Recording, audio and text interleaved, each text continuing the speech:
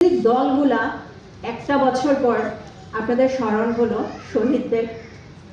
শহীদদেরকে আপনারা স্মরণ করছেন, আমাদের ভালো লাগা কাজ করতেছে, কিন্তু ভালো লাগার থেকে দুঃখটা বেশি আমাদের। যখন আপনারা এই স্মরণ করেন না, ওদের কথাগুলো আরো বেশি মনে পড়ে।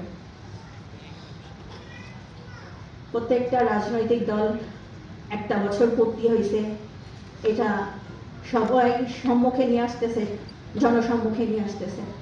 কত কিনা শ্রদ্ধা, গর্ব আমাদের জন্য। কিন্তু আমরা যে প্রিয় মানুষগুলো হারাইছি,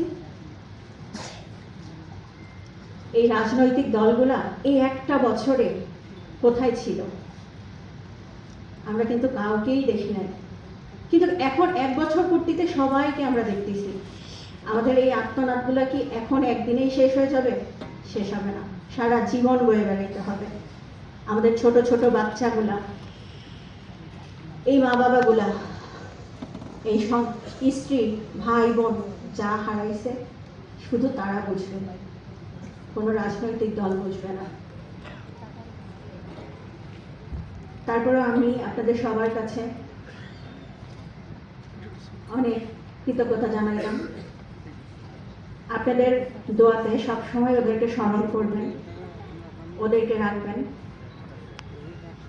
আর শহীদ পরিবারের পক্ষ থেকে আমি একটা কথা বলতে চাই, একটা বছর হয়ে গেছে, শহীদ পরিবারদের ন্যায্য অধিকার, ন্যায্য দাবি, ন্যায্য সম্মান পুরোপুরি কিন্তু আজও পাই নাই। জানি না সারা বিশ্বের মানুষ এটা জানে কিনা। সবাই মনে করতেছে যে তারা কত কিছুই না করতেছে, কিন্তু শহীদদের যে একটা সম্মান প্রদর্শন করা দরকার সরকার থেকে, এটা কিন্তু এখনো স্বীকৃতি পায় নাই তারা। শহীদরা পায় নাই, এখনো শহীদি মর্যাদা এখনো পায় নাই তারা। আজ পর্যন্ত একটা শহীদের বিচারও আমরা চোখের সামনে দেখলাম না। একটা বছর হয়ে গেছে। হ্যাঁ, একটা বছরে অনেক কিছু রাজনৈতিক দলগুলো তৈরি করে ফেলেছে, কিন্তু শহীদ পরিবাররা কি পেয়েছে? তাদের কাছ থেকে কত নতুন নতুন দল গঠন হচ্ছে, তাদের রক্তের উপরে দাঁড়ায় আছে তারা। এটা কি একবার ভাবে না। যার যায় সে বোঝে এটার কি যন্ত্রণা।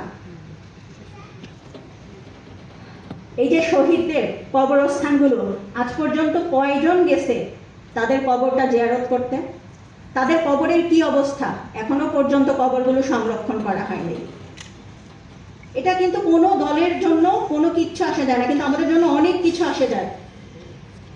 কারণ আমার যেটা প্রিয় মানুষ, তাদের জন্য এই জীবনটা দিয়ে গেছে, এটা কেউ মনে রাখে নাই। জুলাই কিন্তু আস্তে আস্তে মুছে যাচ্ছে। আপনারা মনে করতেছেন যে এই এক বছর পূর্তিতে জুলাই ফুটে উঠছে, কিন্তু না।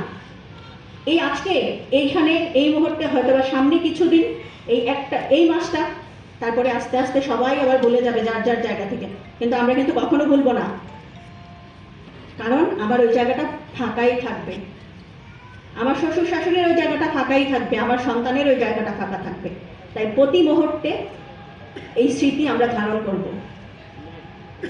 আপনাদের সবার কাছে আমাদের একটাই অনুরোধ, শহীদদের স্মরণে আপনারা সবসময় থাকবেন, তাদেরকে স্মরণ করেন, তাদেরকে মর্যাদা দেন।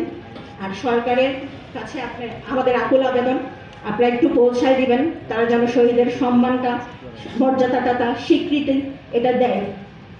আমাদের এটাই চাওয়া। আর বিচারগুলো যেন খুব দ্রুত তারা করে।